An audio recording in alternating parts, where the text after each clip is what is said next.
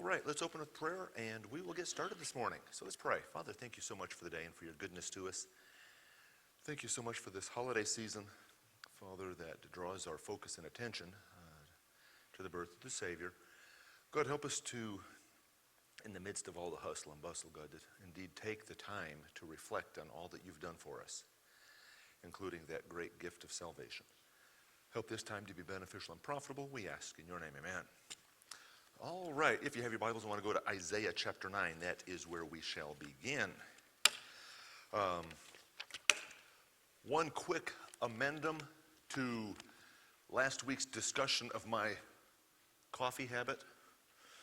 I gave you not quite entirely accurate information, and I realized that when I got home.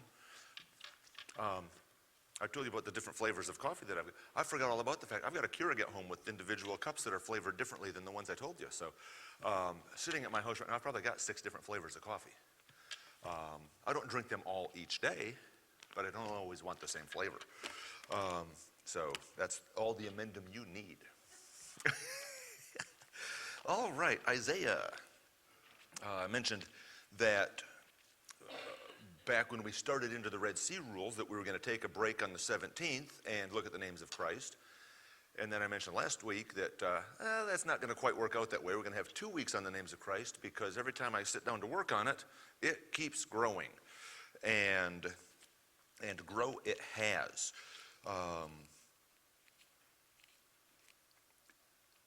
And ironically enough, this week it shrank. I sat down and worked on it on Monday. Keep in mind, this is the busiest time of the year in my industry, okay? Last week was 8 hours shorter than the week before, and I still was in the about 55 hours. And so, which is fine. I know it's peak. We know that's coming. It's not like the calendar changes every year. We know when it's going to take place. So I sat down on Monday and did some work on the lesson, got basically the skeleton laid out so I could start putting it together. Came back to it, it was probably Friday when I got back to it, and about a third of it was gone. I'm like, what did I hit? So, you start hitting the back button. No. We'll go into the history. Okay, we'll restore this version. Good, I'm glad it restored. I just have no idea where because it's still not there. So finally I was able to copy and paste from a version that was gone, but still you could see it, and plug it back in and lost time, but not as much time as I thought I was going to. Look at the names of Christ. Isaiah 9, let's start there. Looking really at just this one verse. We'll look at verse 7 as well, but the focus is on verse 6. For unto us a child is born, unto us a son is given, and the government shall be upon his shoulder. And his name shall be called Wonderful, Counselor, the Mighty God, the Everlasting Father, the Prince of Peace. Of the increase of his government and peace there shall be no end upon the throne of David and upon his kingdom to order it and to establish it with judgment and with justice from henceforth even forever. The zeal of the Lord of hosts will perform this. Incredible prophecy, hundreds of years, not like even 1 or 2 hundreds. We're talking like 4 and 5 hundreds. Hundreds of years before the birth of the Savior. And says a lot, focusing primarily on verse 6, within that one verse. A lot tucked in there. And yet we're going to take a moment as we get started here and look at some famous nicknames. Now you'll notice on your handout, there are no blanks here. You're not expected to write these down. Okay? And I took them off because some of you would cheat and get on the Google and try to answer my questions before I wanted you to. Okay? So there's some famous characters here. I've got 2 more on the next slide. They're not all from way back in times past. A couple of them on the next slide are more recent. Not like yesterday, but look at the names and see if you know what their famous nickname was. My guess is that some of you know all of them and some of you know a few of them. John Pershing, general, and there you go, Blackjack Pershing. Or Henry Lee III was Light Horse Harry, and I always think of that. Well, why wasn't he Light Horse Henry? You've got Old Hickory, okay. Von Richthofen, He was the Red Baron. And when I think of, see that, I think of, okay, where's Snoopy at? You've got Zachary Taylor would become president, but he was rough and ready. Stonewall Jackson, you know that one. These two I just kind of changed here. You've got Margaret Thatcher. And the next one, I don't even know what I put on the slide because of space and stuff like that. Oh, Reagan, okay. Do you know what their nicknames were? You got the Iron Lady. Let me get this thing to go where it belongs here. It didn't cooperate. Oh, man. I don't know what I did. Margaret Thatcher was the Iron Lady. Now, how would you like to go through history with that nickname? But it was because she was a take-charge individual in Great Britain, and Reagan was the great communicator. Now, back up to this. Names have meaning, as do nicknames. Now, nicknames can be given out of spite, sarcasm. That's not what I'm looking at, okay? I'm looking at nicknames that are given out of, shall we say, admiration. And so names have meaning. They can be given for your physical traits. I can't say it's a great Christian movie, but one of my favorites is The Princess Bride. Okay? If you've never seen it, that's not a problem. It's not like it's going to change your life forever. But one of the characters in there was a former professional wrestler named Andre the Giant. Andre was a big man. They called him the Giant for a reason. He had a name given because of his physical traits. Okay? Sometimes they're given because of characteristics or qualities. And sometimes because of accomplishments, things that you've done. I think of the nicknames that we just looked at here. Black Jack Pershing. Oh, where does that fit into this? Or Light Horse Harry. Well, he was a cavalry. I mean, okay, so you kind of get the idea there. Old Hickory. Well, you've got the features of a tree. You know, why do people get nicknames? And what nicknames will last?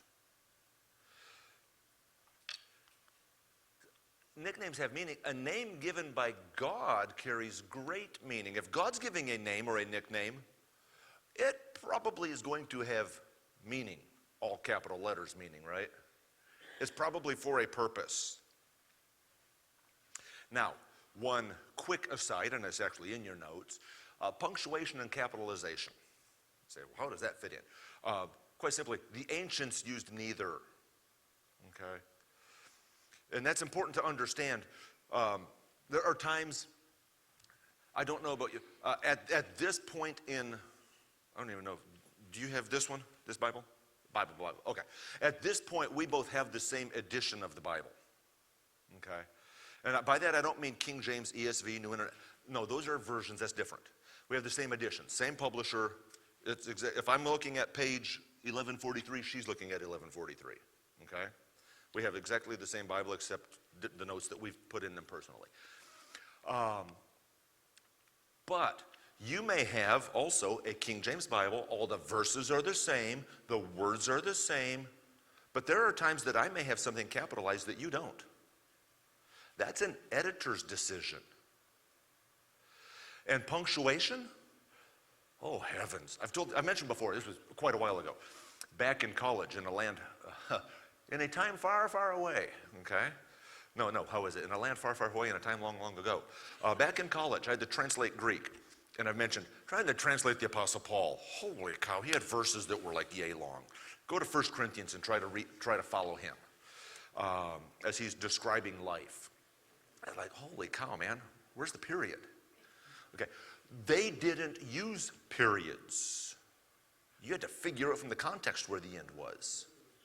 And commas, they didn't know what a comma was. And that's important that we understand, because it actually comes into play in this verse.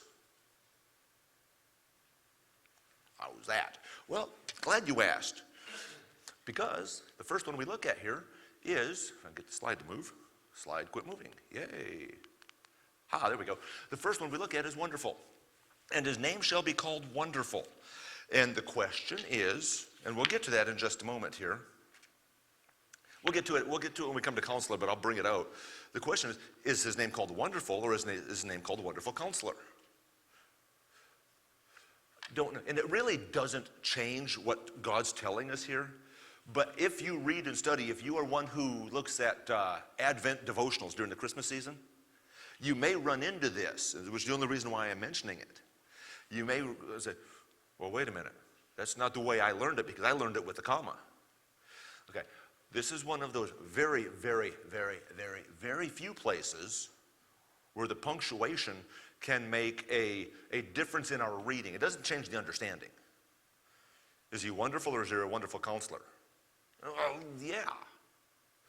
But it may change the way we read it, which I just wanted to point out. As you read it, if you read these devotionals, if you see something, you don't have to be, well, I'm never going to read this devotional again. Okay, that's not the issue here. Okay, wonderful. What does it mean? He's marvelous. Now think of the title that we had on the title slide. You can look at the title on the notes there. The names of our wonderful God. Is he wonderful? Well, here we find the word wonderful here means marvelous. It means astonishing. Think of how many other synonyms I could have plugged in there. Again, former English teacher. I stopped at 2 because I didn't want to take the whole page on what is the meaning of wonderful. Okay. And I would hope, well, let's go to the next note. He is wonderful. Okay. That does not that he might be, he could be, in time, he is wonderful. And let's look at this. His birth was wonderful. Elsewhere in Isaiah, it talks about that a virgin will conceive. His birth was incredible, miraculous. It was wonderful. His teaching was wonderful. One of the things that was always interesting to me, he had regular discussions with the Pharisees and Sadducees. Now, what other words could we use in place of discussions? Debates, disagreements. They sought to kill him on more than once. Right? And yet, there are times that we'll find one of them, Nicodemus comes to mind, comes to him and talks to him about being a good teacher or good rabbi or good master. Why? They acknowledge the fact that his teaching was wonderful. His character was wonderful. He was involved in the lives of people. There was nothing disingenuous about him. There was no flaw, no sin. In the prophecy it tells us there was no guile. We're in Isaiah again, right? In chapter 53. As the sheep led to the shearers was dumb, so he opened not his mouth. There was nothing found in him. When he was finally arrested and brought to trial, what did his adversaries have to do? They made up stories about what he did, what he said, what he did. Because there was nothing at which they could point and say, look at that bad man. His character was wonderful. His works were wonderful. He fed the hungry. He raised the dead. He gave water. He healed. His works were wonderful. And even the people that disagreed with him followed along, wanting to see his works. In fact, he had such masses and throngs following after him that there were times when he had to step out into a boat so he could continue teaching because the press of the crowd was so great. His works were wonderful. And his death and resurrection were wonderful. When you get to the end of his time on earth, even in his death, he's dying on the cross, and he's not spewing out his anger and hatred at the people that are persecuting him. What is he saying? Father, forgive them. Well, that's not the normal way of man, is it? Because he was not a normal man. And then 3 days later, he rose from the dead. Well, that's not normal either. But he was God. I think we've got time at the moment. Let's go to Judges 13. Judges 13. We've got a few verses that we'll look at today. May bounce around a little bit, but not a whole lot. Judges 13 and verse 18.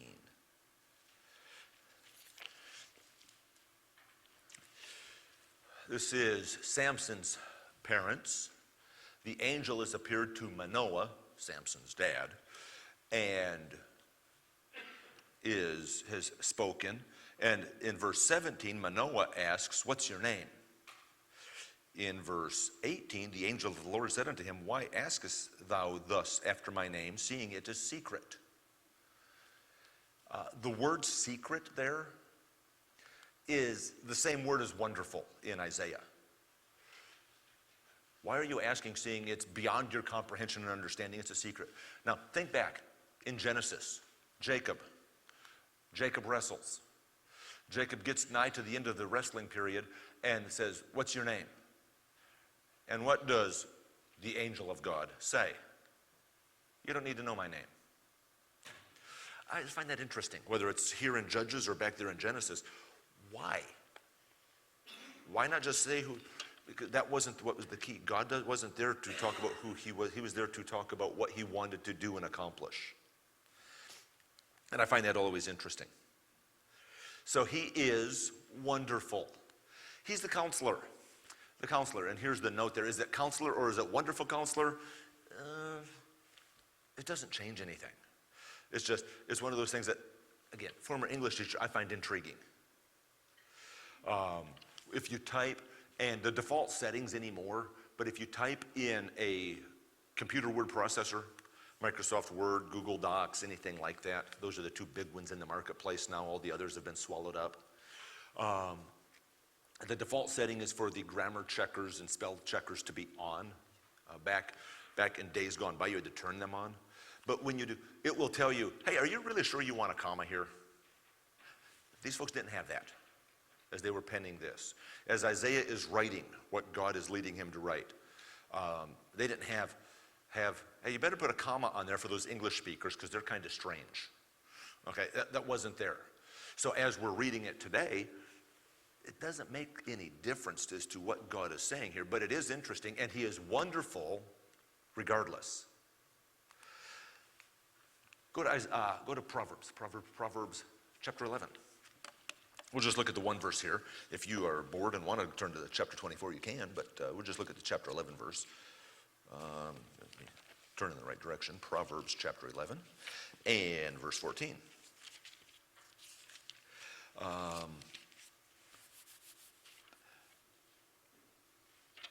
Where no counsel is, the people fall. But in the multitude of counselors, there is safety.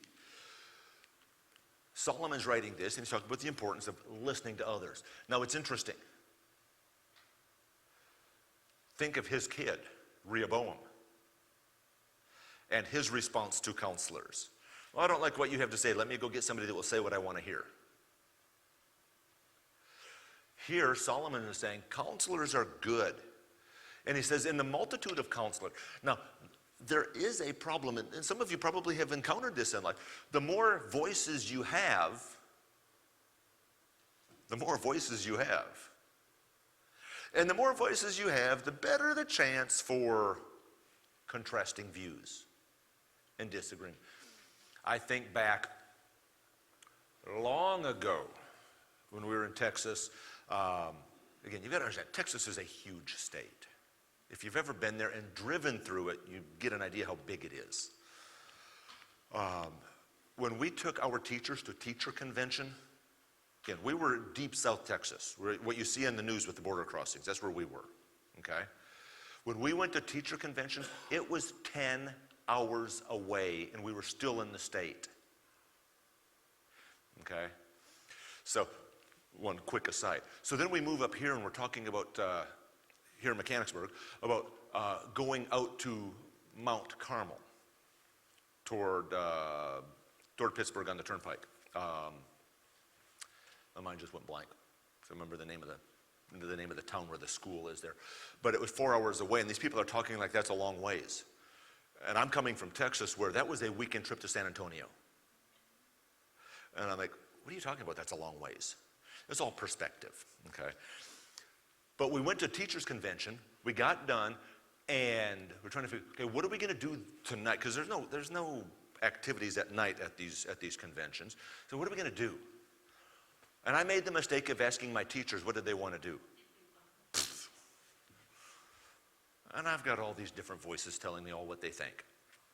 Big mistake. Should have never done that. But that's what happens. You have a multitude of counselors. That's good. You're not just getting one person's view. That's bad because you're not just getting one person's view. We do not need many counselors when we have the one who knows everything. His name shall be called Counselor. We have the one. Well, if that's the case, then life must be a piece of cake, right? Well, the counselor's of no effect when the people being counseled choose not to listen. That's me. Has that ever been you? God leads you to do something, whatever, and you say, I don't think so. God impresses upon your heart that this is what he wants done, and you say, I don't think that's going to work in this situation. We find ourselves too often having the advice of the greatest counselor in the universe, greatest counselor that could be available, and we say, no thank you. I know better.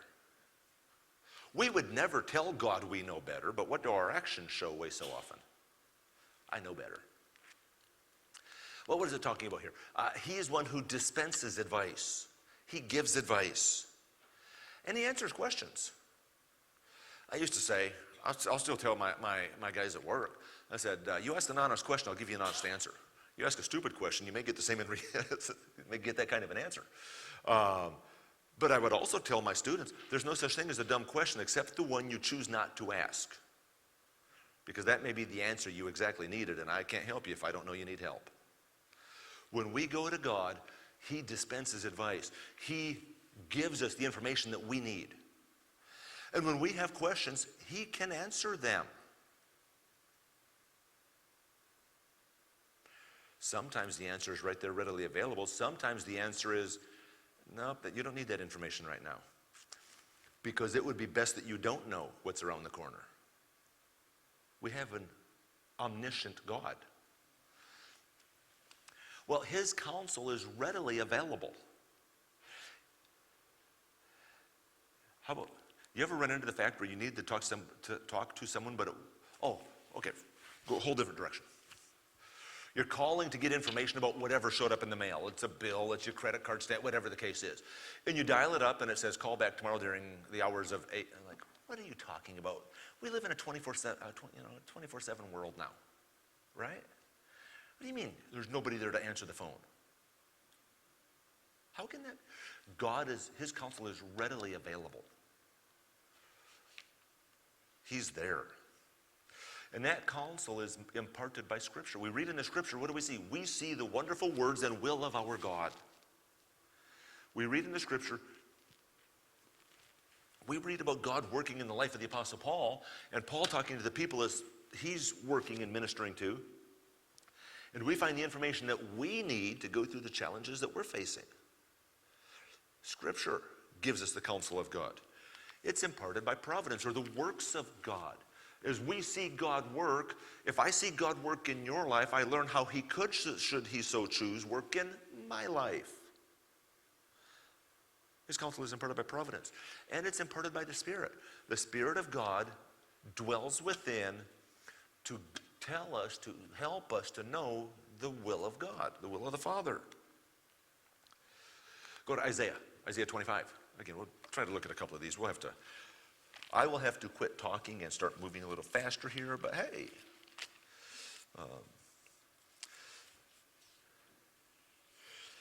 Isaiah 25, verse 1. O Lord, thou art my God, I will exalt thee, I will praise thy name, for thou hast done wonderful things. Thy counsels of old are faithfulness and truth. His counsel never fails, and it's always available.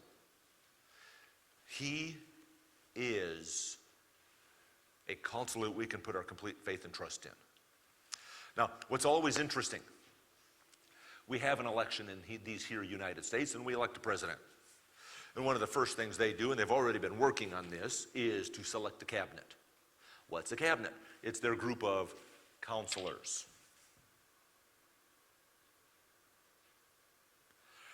You've got to pick good counselors or you're going to make bad decisions. We have the greatest counselor available that one could ever have.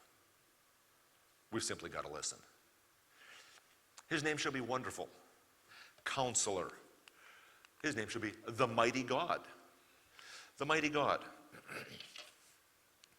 A couple things that I find interesting here. It doesn't say his name shall be Mighty God. He's the Mighty God. It's not that he's a God. He's the Mighty God. He's great and strong. He's powerful. How powerful is he? He is, what is the word we use? He is omnipotent. He is all-powerful. So much for the day, for your goodness to us. God, help us to know more of you, to learn of you. Father, help us to take this quick lesson, and Father, to dive into it and to study it. Father, to take something that we take to heart and mind. Accomplish your will and purpose in us and through us, we ask. Father, I ask you to be with the service to come, to be with Pastor, given the words to say, God. Help us to set aside those distractions, those things, God, that would interfere with our ability to focus upon what you have for us. Help us to concentrate.